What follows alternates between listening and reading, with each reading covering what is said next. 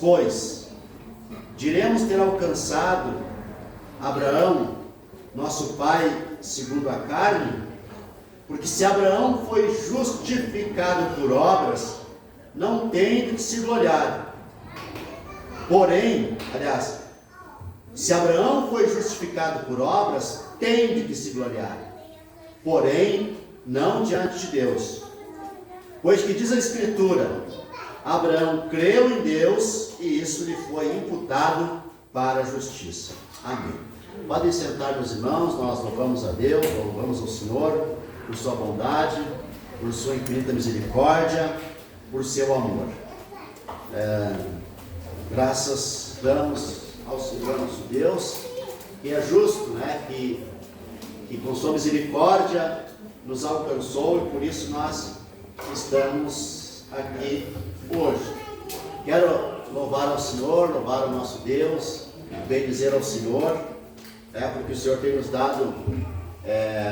dado graça, da gente ir melhorando, o nosso espaço aqui de culto. Quando começamos, tivemos que arrumar bastante coisa, hoje está bonitinho. Hoje nós estamos inaugurando, estreando um púlpito novo, onde as pregações, a pregação da palavra, onde as exposições de palavras serão feitas domingo após domingo. Nós zelamos pela pregação da palavra, zelamos pelo culto, e nisso tudo Deus é glorificado. Meus irmãos, nós estamos na exposição dos Romanos, em Romanos, e hoje nós vamos fazer a exposição do capítulo 4. A salvação é por fé e não por obras. Irmãos, nós zelamos pela pregação da palavra, pelo Evangelho, e nós todos os domingos queremos trazer uma palavra de edificação, uma palavra de graça aos irmãos. Hoje a pergunta é: como um pecador pode ser aceito por Deus? E esta é a grande pergunta de Romanos. E depois de demonstrar que todos pecaram, do capítulo 1 ao capítulo 3, o apóstolo Paulo chega à conclusão que ninguém pode ser justificado pelas obras, e que a salvação é pela graça mediante a fé. Paulo apresenta uma testemunha do Antigo Testamento, que é Abraão, porque os judeus consideravam Abraão o pai da nação e o exemplo máximo de piedade. Paulo então demonstra algo extraordinário que ele nos traz como ensinamento, que Abraão foi salvo exatamente da mesma forma que qualquer cristão é salvo hoje e em todos os tempos, pela graça mediante a fé. Então, o Romanos capítulo 4 é uma exposição da doutrina da justificação pela fé, e esta doutrina, que é tão cara para nós, é tão cara para os reformados, para os cristãos reformados, que a salvação não é um prêmio conquistado, mas é um presente que nós recebemos, e que a salvação não pode ser paga. E ao mesmo tempo, meus irmãos, enquanto se busca, em tantos ensinamentos, bênçãos, e que para receber bênçãos a gente precisa conquistar méritos, conquistar essas bênçãos por méritos. Quando nós falamos, meus irmãos, que a salvação é uma obra da graça de Deus, que nós somos salvos pela graça de Deus, isso significa que nós não precisamos de méritos, nem mesmo para receber e alcançar outras bênçãos.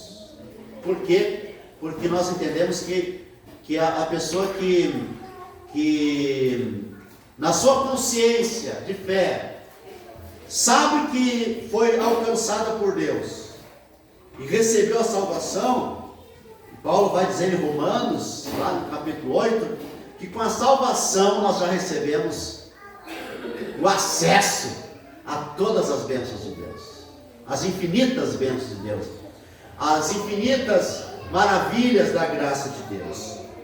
Então eu quero trazer aqui, meus irmãos, 5 ensinamentos a partir deste capítulo 4. O primeiro ensinamento é que a salvação não é conquistada por obras, mas é recebida pela fé.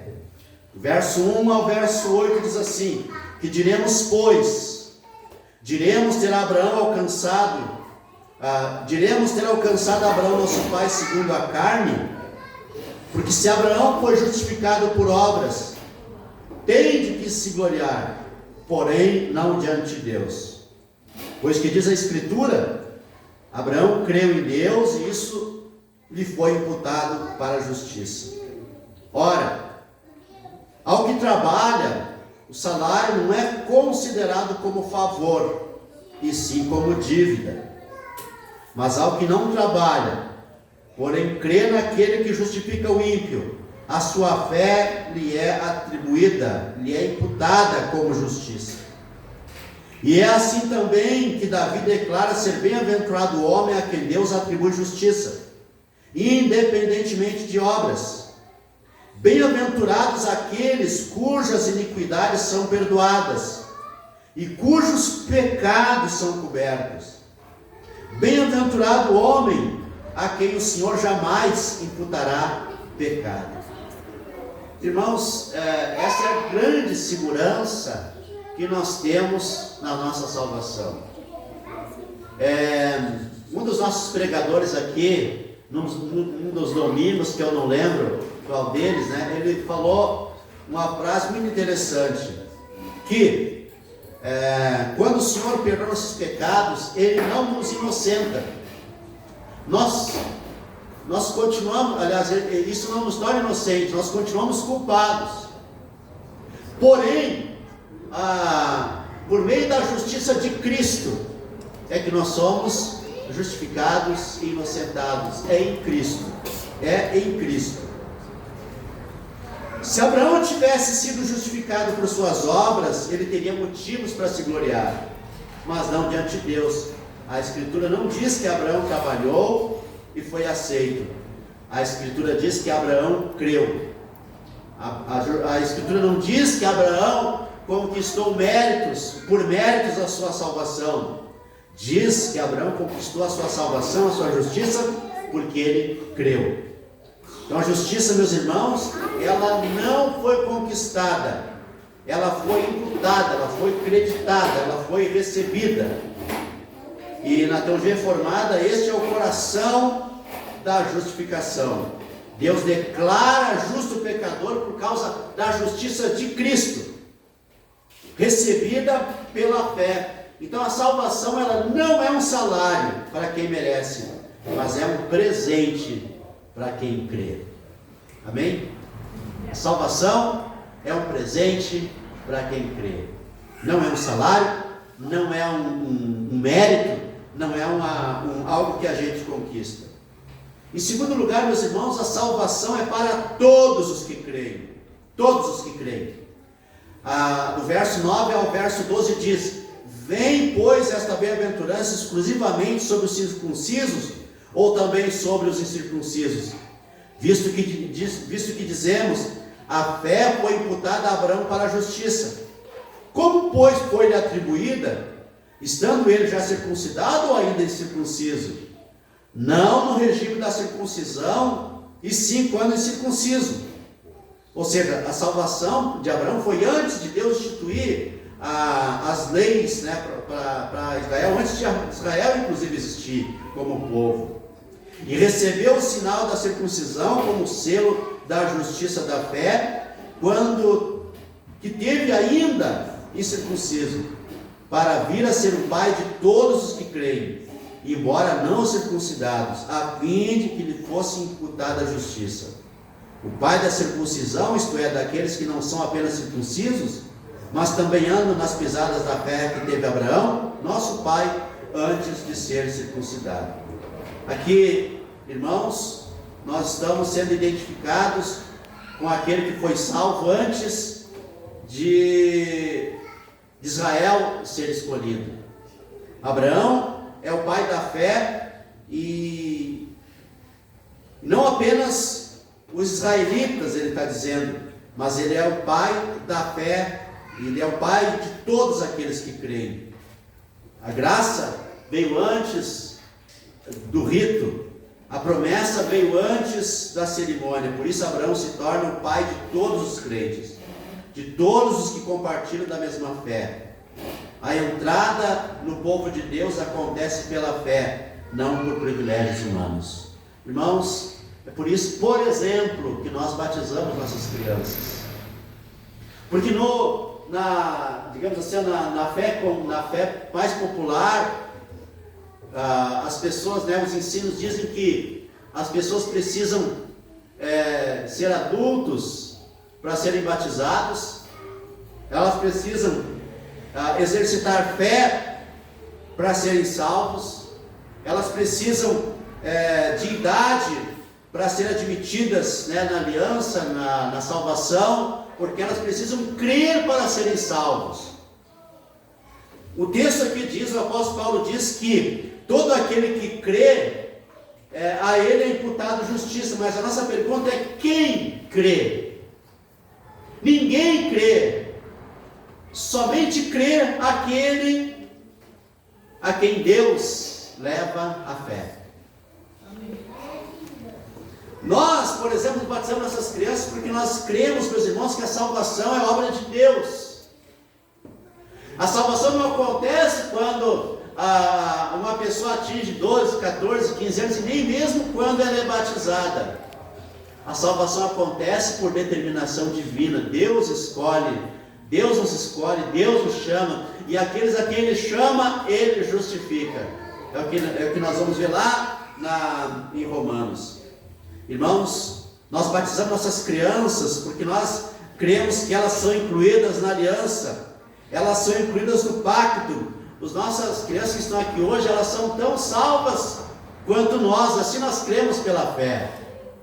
Elas são tão membros do reino de Deus quanto nós adultos, e mais ainda, porque a palavra de Deus diz que dos tais é o reino de Deus.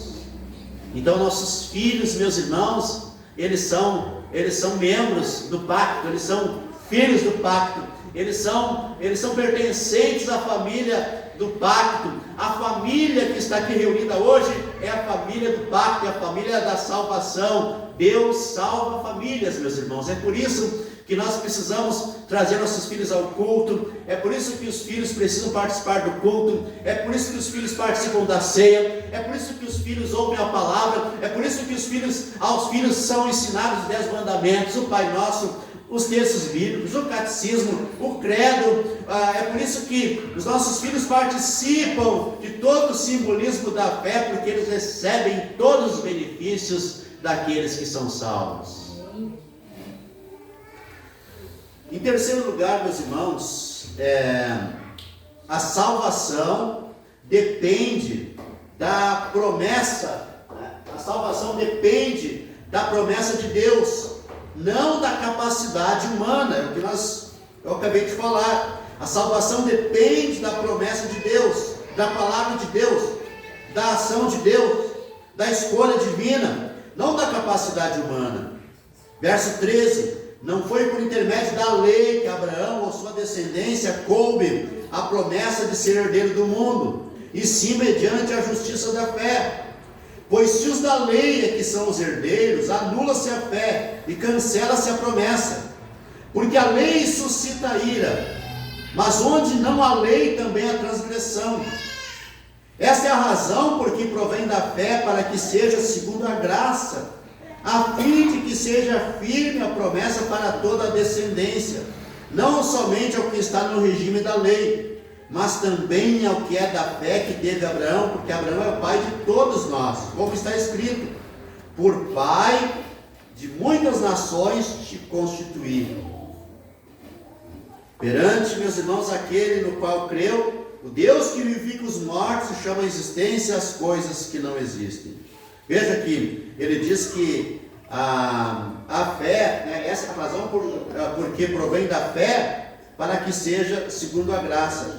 Deus prometeu a Abraão algo humanamente impossível. Ele era velho, Sara era estéril, a sua esposa, tudo apontava para a impossibilidade, mas Deus, verso 17 diz: Deus é o Deus que vivifica os mortos e chama à existência as coisas que não existem. E a salvação sempre foi assim.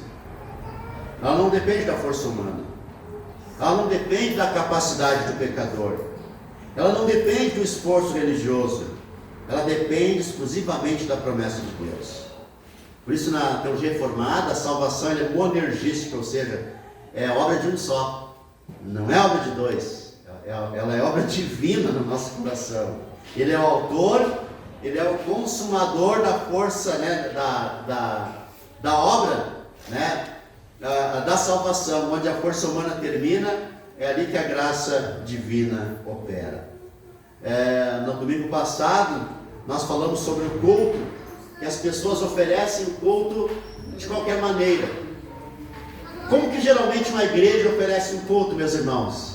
Ela oferece aquilo que elas gostam, elas oferecem aquilo que elas acham bom, elas oferecem aquilo que elas têm, que dá alegria para elas, que dá prazer para elas. Agora, como é o culto verdadeiro? O culto verdadeiro é oferecer aquilo que Deus quer, aquilo que Deus gosta, aquilo que Deus ama. Em quarto lugar, meus irmãos, a fé verdadeira, ela descansa no Deus que ressuscita os mortos. A fé verdadeira descansa no Deus que ressuscita os mortos.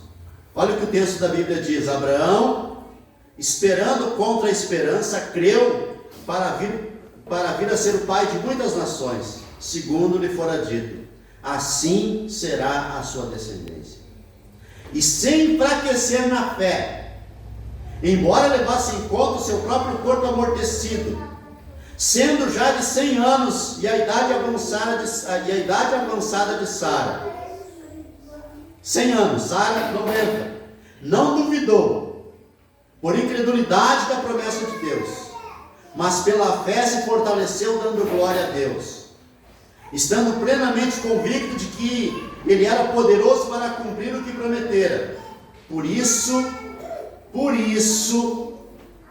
lhe foi também imputado para a justiça. E não somente por conta dele está escrito que lhe foi levado em conta, mas também por nossa causa, posto que a nós igualmente o será imputado, a saber, a nós que cremos naquele que ressuscitou dentre os mortos, a Jesus nosso Senhor, o qual foi entregue por causa de nossas transgressões e ressuscitou por causa da nossa justificação. Irmãos, esse texto é maravilhoso. A fé cristã, assim como a fé de Abraão, não é fé na fé.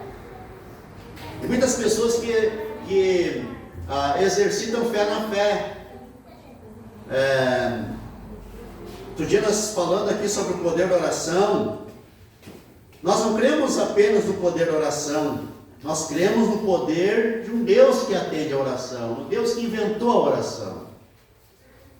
A fé no Deus que cumpre suas promessas. É por isso que a verdadeira fé olha além das circunstâncias e descansa no Deus da ressurreição. E também é por isso que todos os domingos a igreja é convidada a celebrar a ressurreição. Por que a igreja cultua, meus irmãos? Vocês já se perguntaram por que a igreja se reúne para cultuar? Muitas igrejas, elas transformaram, né, o culto em... Até o nome culto não tem mais, é celebração, né? Agora, qual é a razão do culto? Por que a gente vem ao culto?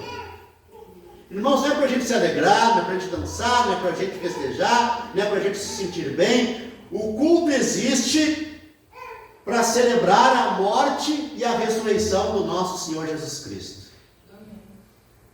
Qual é a razão do culto? Porque a igreja se reúne no domingo para celebrar aquele que ressuscitou. É por isso que para nós, né, especialmente para nós cristãos reformados, nós comemoramos a Páscoa todo domingo, porque todo domingo nós servimos a mesa, todo domingo nós comemos o pão e bebemos o cálice, todo domingo nós celebramos a morte e celebramos a ressurreição do Senhor, todo domingo nós nos reunimos para glorificar aquele que ressuscitou, ao Deus que ressuscitou a Jesus Cristo dentre os mortos, e ao Cordeiro de Deus que foi morto em nosso lugar na cruz. Amém, meus irmãos? Amém.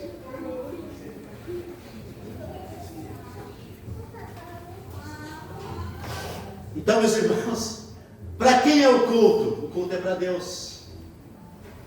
O culto é o Senhor. Por isso que o domingo é o dia do Senhor. Ontem nós estávamos comentando lá em casa que durante a semana sempre tem um almoço assim, bem caprichado, com bastante. No domingo a gente come qualquer coisa, porque a prioridade é o culto, não é a prioridade não é o almoço, a prioridade é o culto. Então digamos assim, a nossa refeição mais simples é no domingo, que a gente já chega aqui, né? A gente já chega daqui, geralmente é um franguinho assado lá no air fry, né? Porque é coisa que dá para fazer mais rápido. Por quê? Porque o domingo não é nosso. Claro que se der para fazer um almoço bem daqueles, um churrasco, um almoço bem feito, amém. Mas a prioridade do domingo não é essa. A prioridade é reunir a família e cultuar a Deus, porque essa é a prioridade. O domingo não é nosso, o domingo é do Senhor. Aquele que ressuscitou, meus irmãos, é digno de toda honra, de toda glória e de todo louvor. E por último, a fé salvadora, a fé que nós recebemos, ela está centrada em Cristo, morto e ressuscitado. A fé salvadora está centrada em Cristo, morto e ressuscitado. Veja os versos finais, os versos 24 e 25. Mas também por nossa causa, posto que a nós igualmente nos será imputado, a saber, a nós que cremos naquele que ressuscitou dentre os mortos, a Jesus nosso Senhor, o qual foi entregue por causa das nossas transgressões e ressuscitou por causa da nossa justificação. Como é feliz o povo de Deus. Ler um texto desses, meus irmãos, deveria ser para nós a causa da nossa alegria do dia, mas também por nossa causa, posto que a nós igualmente nos será imputada, a saber, a nós cremos naquele que ressuscitou dentre os mortos, a Jesus nosso Senhor, o qual foi entregue por causa das nossas transgressões e ressuscitou para a nossa justificação, por causa da nossa justificação. Depois de falar sobre Abraão durante todo o capítulo, agora Paulo faz uma transição extraordinária. A história de Abraão não é apenas sobre Abraão. A história de Abraão aponta para Cristo. Abraão é um tipo de Cristo. A história de Abraão toda aponta para Cristo. A mesma fé que justificou Abraão é a fé que Jesus Cristo conquistou na cruz. Nosso Senhor conquistou na cruz. É a fé que justifica o cristão hoje. É a fé que nos justifica hoje. Mas agora, essa fé possui um objeto plenamente revelado: Jesus Cristo, crucificado e ressuscitado. Observe, meus irmãos, duas verdades fundamentais aqui. A primeira é que Cristo foi entregue por causa dos nossos pecados. Diz o texto, foi entregue por causa das nossas transgressões. A cruz não foi um acidente da história, não foi uma derrota inesperada. A cruz foi o plano eterno de Deus para a redenção dos pecadores. Ali na cruz, Jesus carregou a nossa culpa. Ali na cruz, Jesus carregou a nossa condenação. Ali na cruz, Jesus pagou a nossa dívida. Na linguagem reformada, Cristo sofreu como nosso substituto. Eu lembro que eu dei aula de teologia de seminário, formando pregadores muito tempo. Quando chegava no dia de eu fazer uma pergunta: qual é a principal obra de Cristo? Eu não lembro que alguém tenha me respondido de forma correta, ou da forma que eu gostaria que eles respondessem. Por que Jesus morreu? foi para a nossa salvação, para perdoar nossos pecados. Tudo isso é verdade. Para perdoar nossos pecados, para nos tirar da condenação, para nos levar do inferno, para nos justificar. Mas a grande resposta, a grande obra de Jesus, meus irmãos, foi a substituição. Jesus morreu para nos substituir na cruz, para nos substituir diante de Deus, para pagar a dívida que era nossa, para sofrer a condenação que era nossa. Ele sofreu a nossa condenação. Nós cantamos há pouco, morreu a nossa morte, para vivermos a sua vida. O inocente tomou o lugar dos culpados. E em segundo lugar, Cristo ressuscitou para a nossa justificação.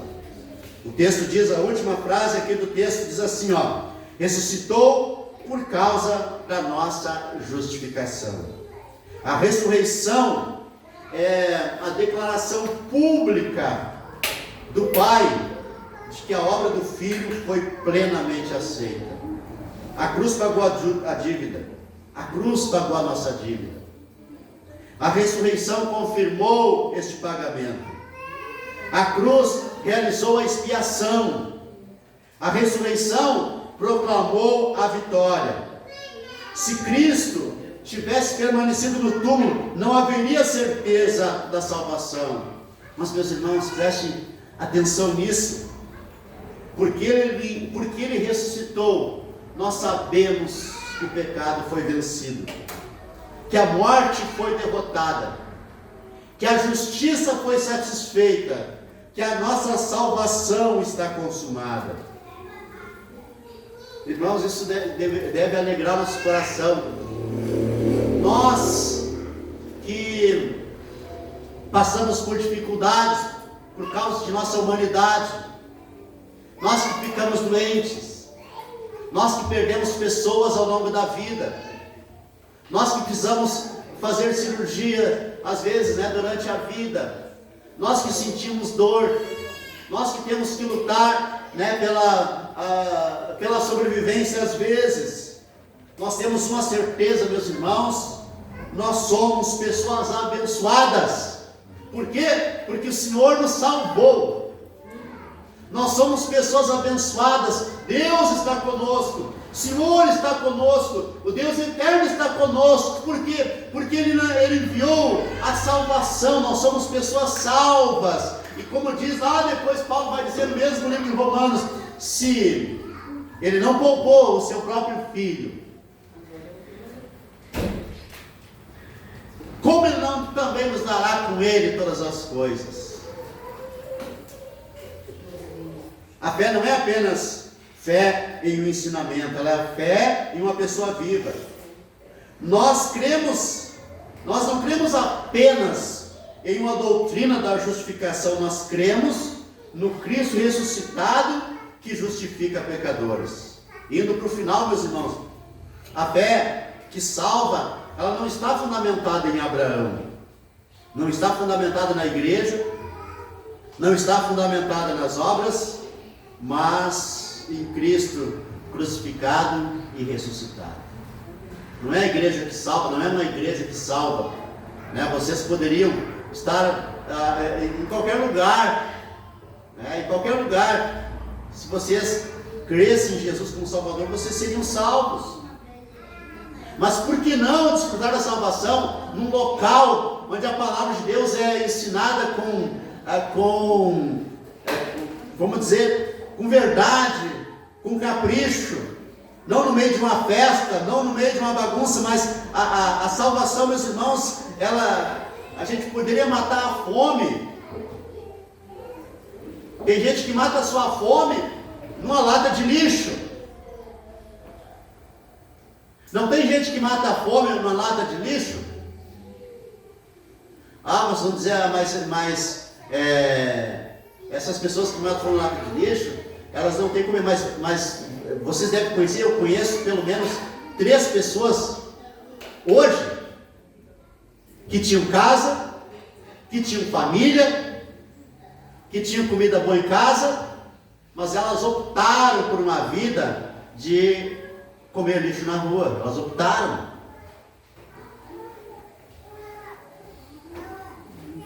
Então tem muita gente que está se alimentando com lixo, mas Deus deu a graça para vocês, meus irmãos, se alimentar domingo após domingo com o banquete da palavra de Deus. Amém?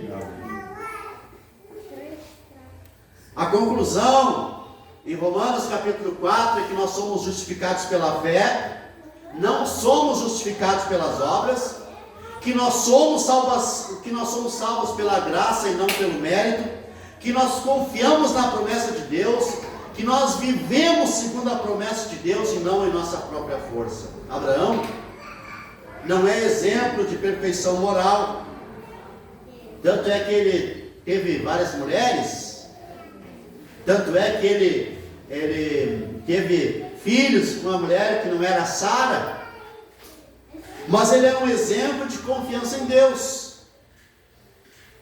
A mesma fé que olhou para a promessa é a fé que nos faz olhar para Cristo. Ele sim, um modelo, exemplo, referência de moralidade, de santidade, de perfeição. Romanos 4 nos conduz da tenda de Abraão ao túmulo vazio de Cristo. Romanos 4 nos conduz da tenda de Abraão, lá do deserto, para a glória celestial. Ela nos conduz, ela faz um caminho, ela nos tira da tenda de Abraão e nos coloca lá na glória celestial, lá diante do trono, diante do próprio trono de Deus, de onde vem a nossa salvação. Nós olhamos para o Filho que Deus entregou. Abraão confiou no Deus que dá vitória aos mortos. Nós confiamos no Deus que ressuscitou Jesus Cristo dentre os mortos. A salvação que é recebida pela fé, que é fundamentada na promessa, que é garantida pela morte de Cristo, que é confirmada pela ressurreição de Cristo, é a que nós recebemos e que nós podemos desfrutar hoje.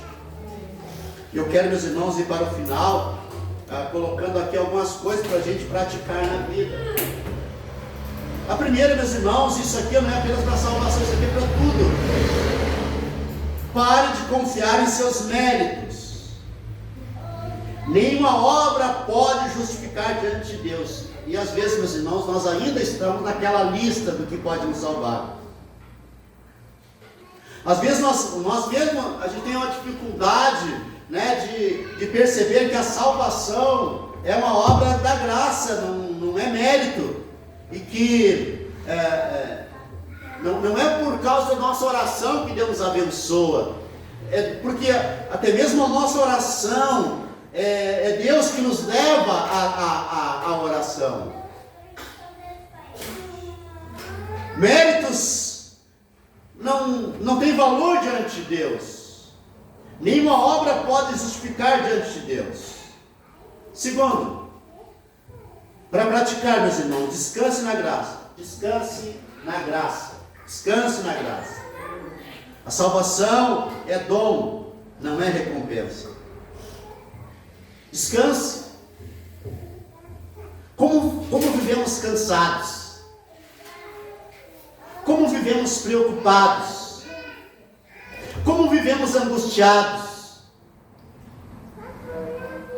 Mas eu quero dizer mais uma vez, meus irmãos, nós temos um Deus que de verdade está conosco.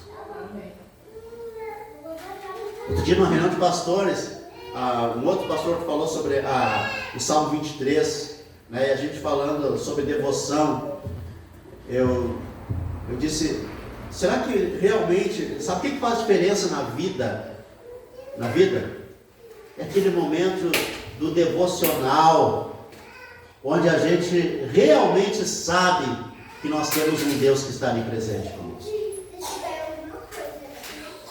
Quando a gente está orando por um familiar, por alguém doente, por um familiar nosso, por nós mesmos, quando nós estamos lá no nosso devocional, porque naquela semana nós temos compromissos financeiros, por exemplo, né? E a gente está ali e tem algumas pessoas que nem, porque estão passando por alguma dificuldade financeira ou na saúde, e elas me chegam, ai pastor, eu estou tão fraco que nem orar eu consigo. Não, meus irmãos, é o contrário, né? Só tem uma saída para vocês. É a devoção. É se abraçar com o Senhor naquele momento e crer que o Senhor vai tirar daquela situação. Terceiro, confie nas promessas de Deus. Confie nas promessas de Deus. Mesmo quando as circunstâncias parecem impossíveis. Confie nas promessas de Deus. Nós estamos orando por uma criança, né, que fez um transplante.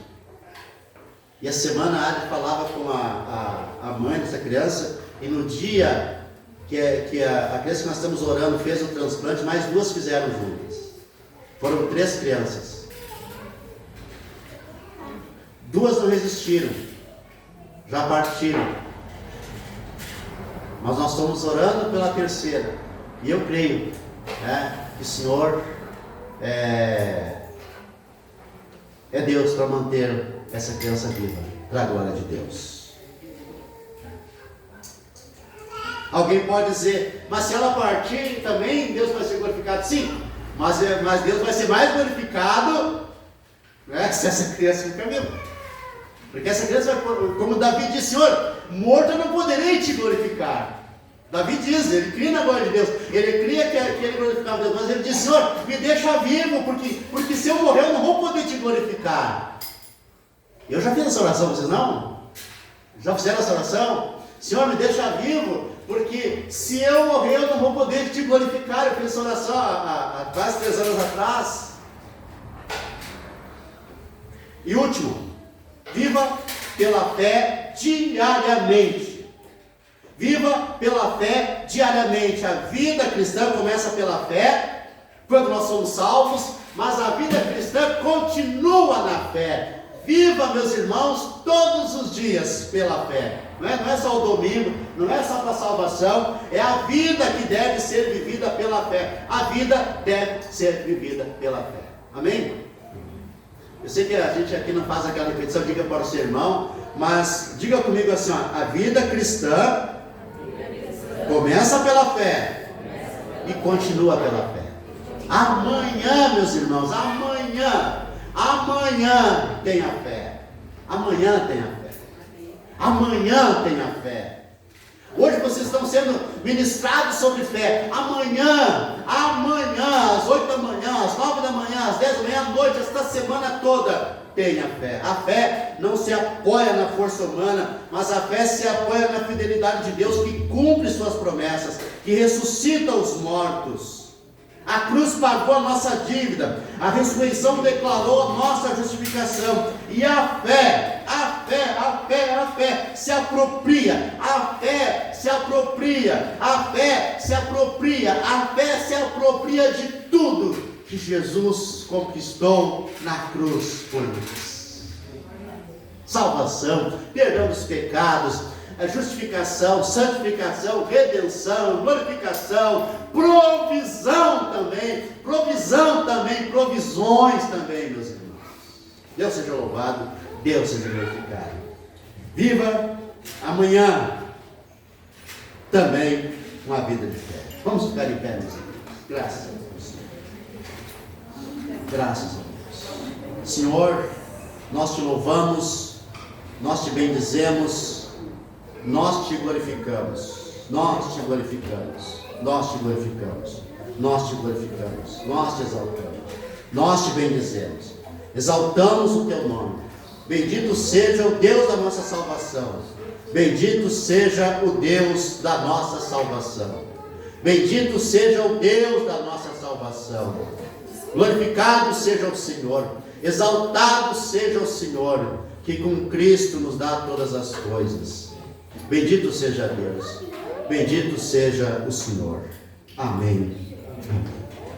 Meus irmãos, vamos ter nosso momento antes da ceia de confissão de nossos pecados. Nós pecamos, mas nós temos um Salvador que nos substituiu para perdoar nossos pecados.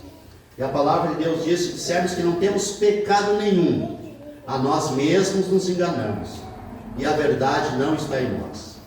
Se confessarmos os nossos pecados, Ele é fiel e justo para nos perdoar os pecados e nos purificar de toda injustiça. Amém. Convido as famílias, os pais, os filhos, para termos esse momento de confissão, de arrependimento, de confissão. Arrependa-se dos teus pecados, domine os teus pecados diante de Deus e creia na promessa do Evangelho, que os teus pecados são perdoados por meio da morte de Cristo na cruz. Vamos ter esse momento então de oração silenciosa de arrependimento.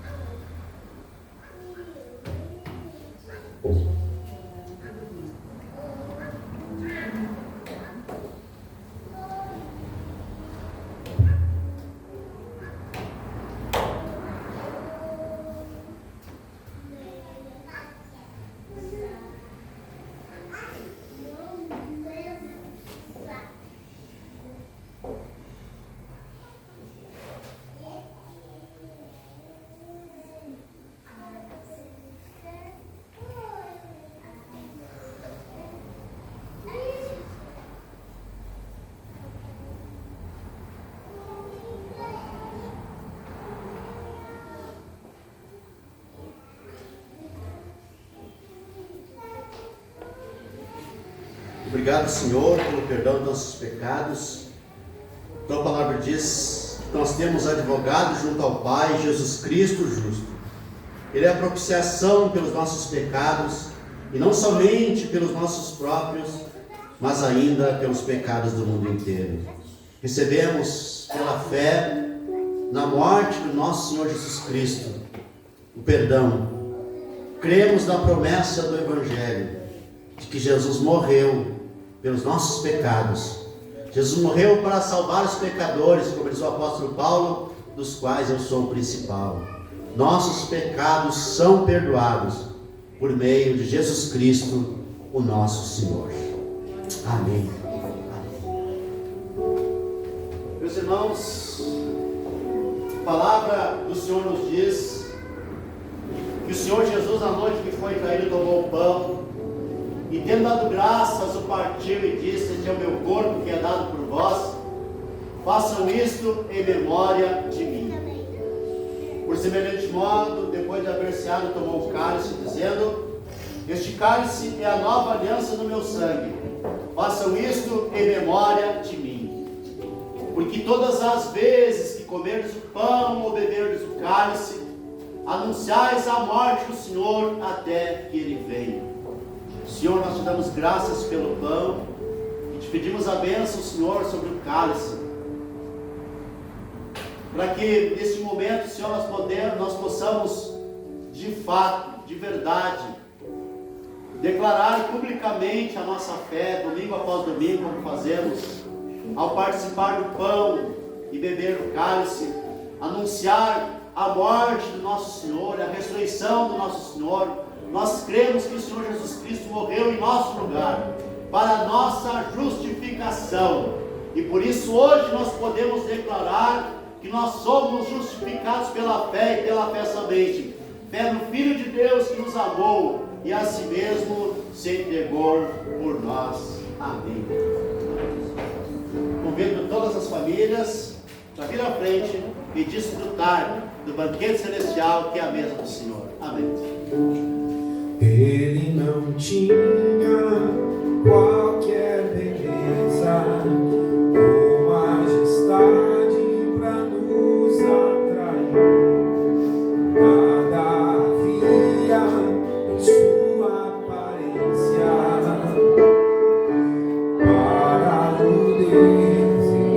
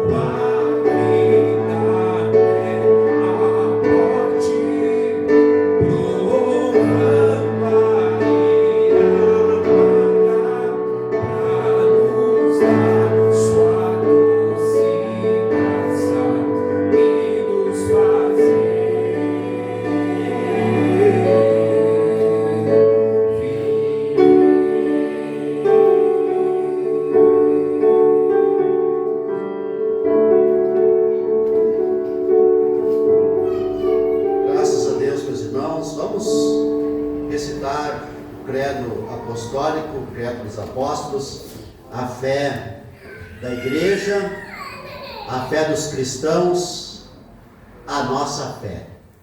Recitem comigo.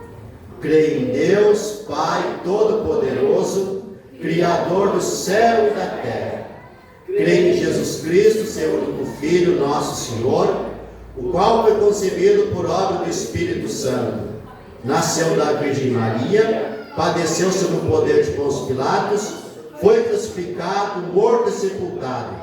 Desceu ao inferno, ressurgiu dos mortos ao terceiro dia, subiu ao céu, está sentado à direita de Deus Pai Todo-Poderoso, de onde há de vir para julgar os vivos e os mortos. Creio no Espírito Santo, na Santa Igreja Católica, na comunhão dos santos, na remissão dos pecados, na ressurreição do corpo, na vida eterna. Amém. Como começamos?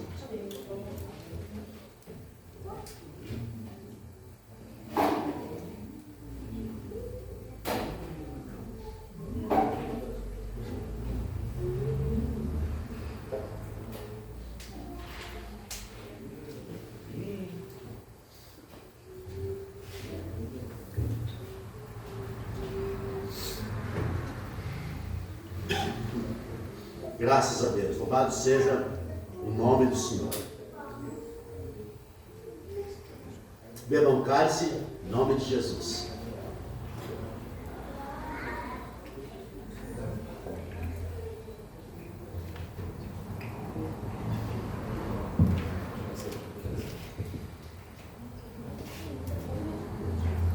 Graças a Deus. Olhem comigo a oração do Senhor, o Pai Nosso.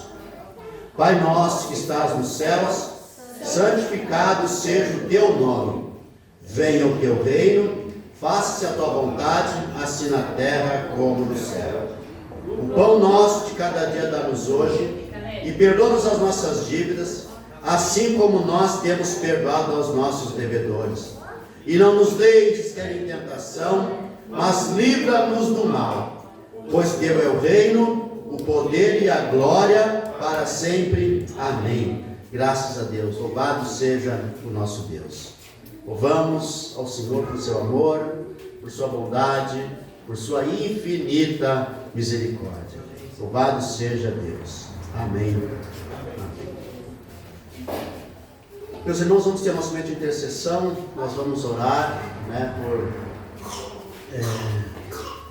por pessoas que necessitam, Não esqueça, ore sempre pelo Giovanni, ore sempre pela Sandra, ore pelo Lucas, que é o menino que a gente ora, intercede, sempre aqui, porque ele fez o transplante. Como eu falei na pregação, 3 crianças fizeram o mesmo transplante e 2 já partiram, Mas o Lucas está bem, está resistindo, está bem, não está no hospital e continue orando. Ore, meus irmãos, também, continue orando pela mãe da Vara, orem. Alguém mais tem algum pedido de oração? Ore, meus irmãos, pelo Horto, que está para ir assumir a igreja congregacional de Chicago, E ore por ele porque para o ano que vem, nós estamos fazendo aí um trâmite para a gente receber ajuda missionária lá dos Estados Unidos para cá. Então, ore para que tudo dê certo, para que ele vá logo, para assumir a igreja lá. Já tá tudo, só falta o visto para ele ir. A igreja está esperando ele lá e ele vai ser pastor da igreja congregacional de Chicago. Então, ore pelo Horton também. Domingo ele vai estar aqui, esperando a vez de... Senhor Deus eterno, nós colocamos em Tua presença, em oração, os nossos irmãos que mencionamos aqui, que o Teu nome seja glorificado, que o Teu nome seja exaltado. Bendito seja o Teu nome, glorificado seja o nome do Senhor. Nós oramos por cada membro da igreja, por cada família. Oramos, Senhor, por provisões. Oramos, Senhor, para que o Senhor, Deus, nos abençoe. Oramos e que o teu nome seja glorificado. Amém. Amém. Senhor Deus eterno, nós te glorificamos, nós te bendizemos, te agradecemos por este culto, te louvamos, Senhor, pela ceia do Senhor, pelos irmãos que aqui estão, por aqueles que não puderam vir. Nós te louvamos, que eles sejam abençoados, que o Senhor nos dê uma semana abençoada, que a tua boa mão seja sobre nós, abençoa nossos filhos, abençoa nossas crianças, abençoa os bebês, abençoa os mais velhos, os mais novos. Ó Deus, abençoa, Senhor, a Marcela que cultua conosco no útero ainda, que o Senhor a abençoe. Abençoa, Senhor, os que estão doentes também, e que o Senhor seja glorificado em tudo. Nos dá uma semana abençoada, Senhor. Livra-nos do mal, livra-nos do maligno, e que o teu nome seja glorificado. Amém. A graça do Senhor Jesus Cristo, o amor de Deus e a comunhão do Espírito Santo seja com todos. Amém.